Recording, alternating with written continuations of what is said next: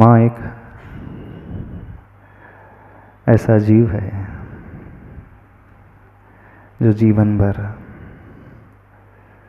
पर कल्याण के लिए, पर के लिए ही जीवन जीता है। माँ को वैसे हर एक व्यक्ति चाहता है, लेकिन पुरुष वर्ग तभी तक चाहता है जब तक उसे पत्नी नहीं मिलती है। पत्नी आने के पूर्व बेटा हमेशा बेटा बना रहता है। पत्नी आते ही अब बेटा समाप्त हो जाता है, पति की भूमिका में वह आ जाता है। बेटी शादी के पूर्व भी बेटी रहती है और शादी के पश्चात भी बेटी ही होती, ऐसा ही है ना। भविष्य में भी बेटों से ज़्यादा शायद बेटी ही माँ का ध्यान रखती है। बेटा क्यों भूल जाता है माँ को? जिसने उसे जन्म दिया, जिसने उसे पाला, सिखाया, पैरों पर खड़ा किया, उसे भी भूल करके वो कहीं और ही लीन हो जाता है, कहीं और ही डूब जाता है। उसका राग कहीं और बढ़ने लगता है। एक इंद्री से लेकर 4 इंद्री तक जो जीव होते हैं, नियम से वे सम्मूर्छन जीव होते हैं। इन्हें बिना माँ बाप के पैदा होने वाले होते हैं। 4 इंद्री जीवों तक किसी को भी माँ नहीं मिलती है। त्रियंच गति में रहने वाले ऐसे जीव। कुछ पंचेंद्रीय जीव भी होते हैं, वह भी सम्मूर्छन होते हैं, उन्हें भी माँ बाप नहीं मिलते। मनुष्य गति के भी जीव होते हैं ऐसे कुछ। यानी ऐसे मनुष्य भी होते हैं जो बिन माँ बाप के पैदा हो जाते हैं, जानते हो, जिन्हें सम्मूर्छन मनुष्य कहा जाता है। होते वह भी पंचेंद्रीय हैं, होते वह भी मन वाले हैं, संगी हैं, लेकिन बिना माँ बाप के उनका जन्म हो जाता है। नरक गति के जीव जो होते हैं नपुंसक होते हैं, उनकी भी माँ बाप नहीं होते। कई बार ये विचार आता है कि मनुष्य होकर के भी माँ बाप नहीं मिल रहे, विकलत रहे हैं, 4 इंद्रिय तक के हैं, उन्हें भी माँ बाप नहीं मिलते, और नरक में भी माँ बाप नहीं मिलते। आखिर ये जीव ऐसा कौन सा कार्य करते हैं अपने जीवन में? जितनी आयु होती है जीते हैं आयु प्रमाण, लेकिन माँ बाप के सुख के बिना ही जीते हैं। सम्मूर्छन बन करके पैदा होते हैं, और जो सम्मूर्छन बन करके पैदा होता है वह नियम से नपुंसक होता है। वो पुरुष नहीं होगा, वह स्त्री नहीं होगा, नियम से नपुंसक होगा। कीड़े मकोड़े, मच्छर मक्खी, चींटी आदि, लट आदि सब नपुंसक होते हैं। और कुछ मनुष्य हैं वह भी नपुंसक होते हैं। समझना, मनुष्य भी बिना माँ बाप के पैदा हो सकते हैं? हाँ, हो सकते हैं, होते हैं। आगम में वर्णन आता है, जहाँ हमारा मल निर्मित होता है, आँख का मल, कान का मल, नाक का मल, बगल में जहाँ पसीना आता है, वहाँ पर हमेशा वे जीव पैदा होते ही हैं, होते रहते हैं और मरते रहते हैं। और उनकी जो आयु होती है, कितनी आयु होती है? जैसे निगोदिया जीव की आयु होती है। बस जन्म लेते हैं, मनुष्य रूप में पैदा होते हैं, लेकिन पर्याप्ति पूर्ण होने के पहले ही उनका मरण हो जाता है, अपर्याप्त अवस्था में ही चले हो जाते हैं। मनुष्य भाव में जन्म लेना बहुत बड़ा पुरुषार्थ होता है। मनुष्य बनना कोई साधारण बात नहीं होती है। मनुष्य बनना बहुत बड़ी बात होती है। यानी उस जीव ने न जाने कितना विकास किया होगा, एक इंद्री से 2 इंद्री में वो आया, 2 इंद्री से 3 इंद्री में आ गया, 3 इंद्री से 4 इंद्री में और 4 इंद्री से पंचेंद्री में, वो भी संगी पंचेंद्री। वो निगोदिया नहीं है, वो कीड़े मकोड़ा की भांति नहीं है मनुष्य। तो उसने पूर्व भाव में कुछ ऐसी भावना भाई होगी, कसाई की ऐसी मंदता होगी, फलस्वरूप वो मनुष्य पर्याय को पा गया। लेकिन पाया भी तो बिना माँ बाप के पाया। और ऐसा मनुष्य श्वास के लगभग 18वें भाग में ही मरण को प्राप्त कर जाता है। यानी मनुष्य होकर के भी वो बिल्कुल निगोदिया की भांति रहता है, कीड़े मकोड़ों की भांति है। ऐसा कीड़ा मकोड़ा, ऐसा जीव जो पर्याप्ति भी पूर्ण नहीं करता, शरीर भी नहीं बन पाता, उससे पहले ही मर जाता है। एक तरफ आप मनुष्य हैं, गर्भज है, माँ बाप के माध्यम से आपको शरीर मिला, जन्म हुआ, अच्छी आयु आप जीते हैं, सुख सुविधाओं को भोगते हैं, ऐशो आराम से रहते हैं।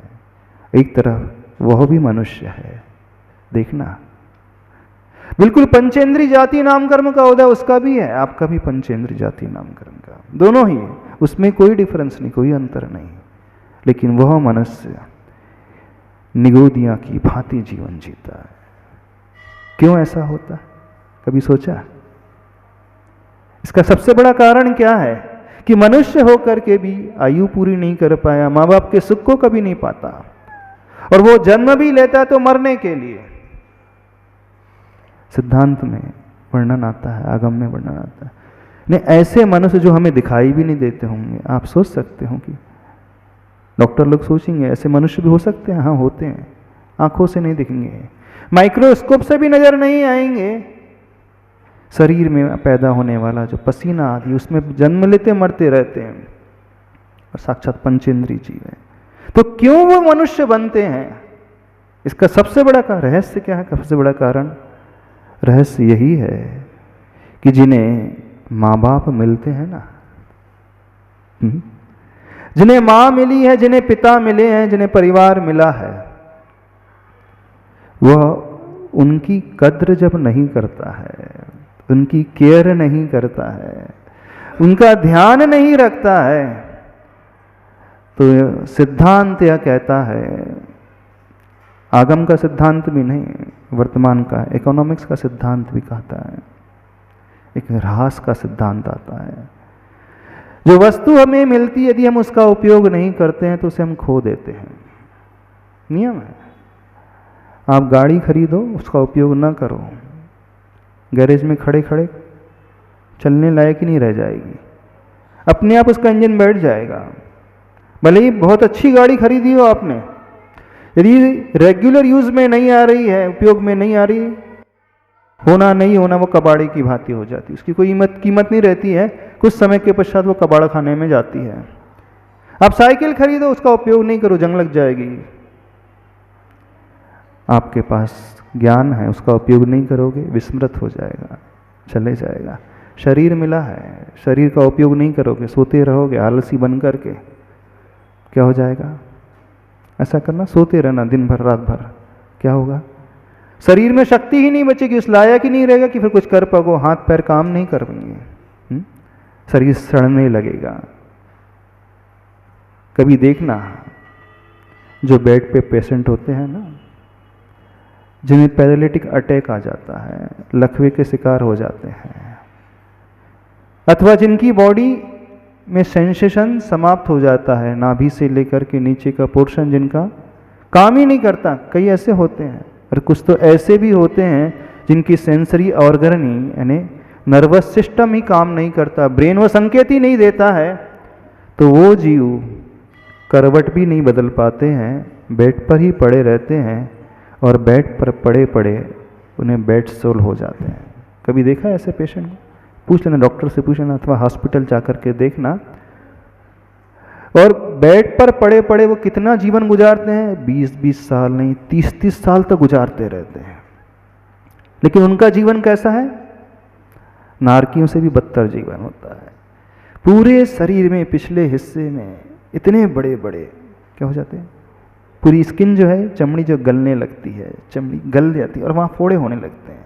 इतने बड़े बड़े बेड सोल हो जाते हैं, करवट तक नहीं बदल पाते। क्यों? शरीर का उपयोग नहीं हो रहा है। अब वह शरीर जो स्वयं का था वो भी काम का नहीं बचा। यानी व्यक्ति ने उस शरीर के उपयोग को बंद कर दिया तो वो शरीर भी सड़ने लगता है, गलने लगता है। पैसे का उपयोग नहीं करोगे तो क्या हो जाएगा? कोई और खा जाएगा। दान, भोग और नाश, तीन ही गति होती है धन की, है ना? धन की कितनी गति होती है?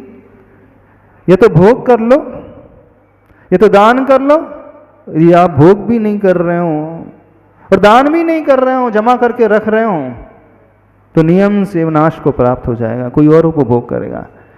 भले आप दान ना करें, यूज कर रहे हो, तो कम से कम मार्केट में सर्कुलेट तो होता रहेगा वो मनी, वो पैसा मार्केट में घूमता तो रहेगा, मार्केट में चलता रहेगा, तो एक करंट फ्लो बना रहता है। और उसी का नाम इस कारण करेंसी बना है कि वो हमेशा करंट में रहती है, घूमते रहती है, प्रचलन में रहती है। और यदि व्यक्ति उस धन का उपयोग नहीं करता है तो धन भी नाश को प्राप्त हो जाता है। ये सिद्धांत है। जो जो हमें मिला यदि हम उसका उपयोग नहीं करेंगे सही तरीके से, तो नियम से मान करके चलना, भविष्य में तो वो पाओगे ही नहीं कभी, वर्तमान में भी वंचित होकर के रह जाओगे। ये नियम है।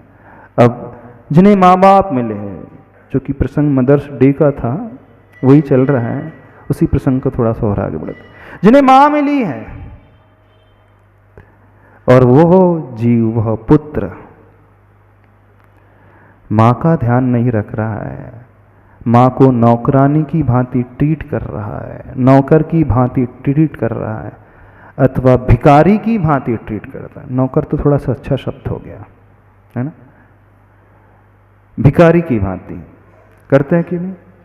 कुछ बहुएं आ जाती हैं, कैसे ट्रीट करती है अपनी सासू माँ को? बिल्कुल भिखारी की भांति खिलाती हैं। जैसे भिखारी को 2 रोटी दे देते हैं ना, कोई बचा हुआ। कुछ ऐसे हैं, कुछ बहुएं हैं और ऐसे अपनी सासू माँ को ट्रीट करती हैं जैसे भिखारी को खिला रहे हैं। अरे अच्छा, हाँ, एक लक्ष्मी आती है, हाँ, एक लक्ष्मी आती जो स्वर्ग बना देती है घर को, और एक आती है तो नरक बना देती है। माता राम का बहुत बड़ा अनुभव है, आपकी माता राम है, उनका बहुत बड़ा अनुभव है। जब भी वो बोलती है तो बिल्कुल अंदर से बोलती है, पता नहीं कितना अनुभव हो उनका, हर क्षेत्र में बड़ा अनुभव है। तो वो बोल रही है, एक लक्ष्मी आती है तो स्वर्ग बना देती है और एक आती है तो नरक बना देती है। अच्छा, 24 घंटे नरक है तो मनुष्य गति के जीव घर में रह रहे हैं, लेकिन मनुष्य गति में रहते हुए भी वो नारकी का जीवन, भिखारी का जीवन बिताते हैं। यानी कुछ ऐसे जीव होते हैं, उन माँ से ऐसा ट्रीटमेंट करते हैं, शायद भिखारी से भी अच्छा कर लेते होंगे, कर लेते हैं ना? ऐसा व्यवहार करते हैं, रूखा, एकदम रुक्ष व्यवहार, देखना तक पसंद नहीं करते हैं। क्या भाव पैदा हो जाता है? चलो बहू की मान भी ले कथनचित, अब जिसने उसकी कोख से जन्म लिया है वो बेटा भी ऐसा हो जाता है कि नहीं? अभी महाराज जी ने प्रसंग सुनाया हिसार मोक्षाश्रम का, वृद्धाश्रम का, और भी घटनाक्रम सुनाए। सब में वही है, किसने छोड़ा? उसके बेटे ने ही छोड़ा। यानी जहां से उसने जन्म लिया, जिसने उसे पाला पोसा, सब कुछ दिया, मैंने अपने प्राण दिए।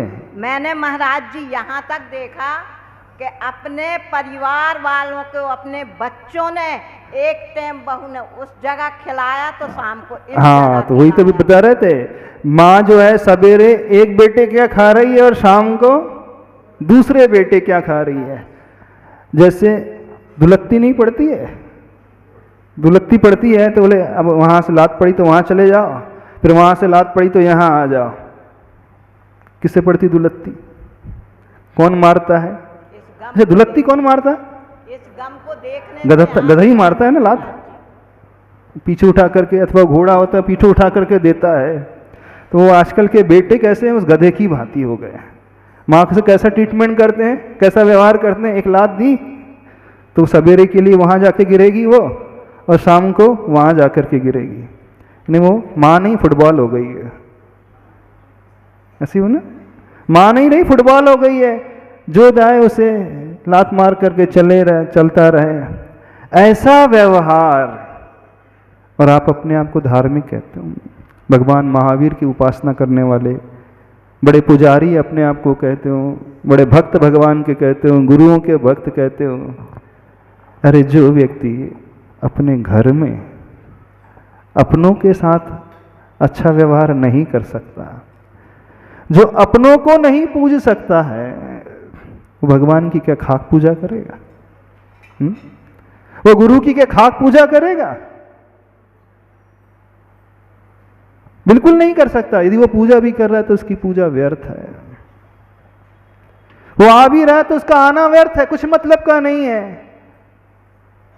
जो अपने घर को नरक बना रहा है और यहां आकर के भावना भर रहा है कि अगले भाव में स्वर्ग जाना है या ना, अरे जो मिला है उसी को आपने इस प्रकार का बना करके रख दिया। तो अपने माँ बाप की, अपनी माँ की कद्र नहीं की, तो नियम से ऐसे जीव जो होते हैं अगले भव में बिना माँ के पैदा होते हैं, यानी नपुंसक बन करके पैदा होते हैं, सम्मूर्छन बन करके पैदा होते हैं। भले ही मनुष्य आयु ये बांध ले, वो कौन सी आयु बांधी? मनुष्य बांध ली, लेकिन मनुष्य कौन से मनुष्य पैदा होंगे? सम्मूर्छन मनुष्य बिना माँ के पैदा होंगे, उस पसीने में पैदा होंगे और पैदा हुए और तुरंत मर गए, शरीर नहीं मिलता है। या तो वो सम्मूर्छन मनुष्य पैदा होंगे अथवा सम्मूर्छन नार्तकी बन करके पैदा होंगे। सम्मूर्छन बनने वाले हैं तो नियम से वे वो जीव होते हैं जो इस भव में अपने माँ की केयर नहीं करते हैं, माँ का ध्यान नहीं रखते हैं। ऐसे जीव ही सम्मूर्छन बन करके पैदा होते हैं नियम से, या तो नरक में जाकर के पैदा हो जाएंगे नियम से, वहां पे भी सम्मूर्छन रहते हैं, नपुंसक रहते हैं। सम्मूर्छन तो नहीं, नपुंसक पैदा होते हैं, उनका जन्म बिना माँ बाप के होता है और जीवन भर सागरोपम आयु तक दुख के अलावा कुछ नहीं भोगते, कष्ट के अलावा कुछ नहीं भोगते। और यदि वहां नहीं गए, कथनचित त्रियंच गति में चले गए, कीड़े मकोड़े बन गए, वहां क्या रहता है? सुख रहता है? कैसा रहता है जीवन कीड़े मकोड़ों का? कीड़े मकोड़ों का जीवन ही नहीं है। आप एक लक्ष्मण रेखा खींचते हैं, सारी चींटियां सहा। आप कोई स्प्रे करते हैं फिनाइल का, सारे जीव जंतु सहा। उनका जीवन भी मरने के लिए। तो आगम ये कहता है ऐसे जीव ही बिना माँ बाप के पैदा होते हैं, जिन्हें माँ मिलती है लेकिन वो उनकी कद्र नहीं करते हैं।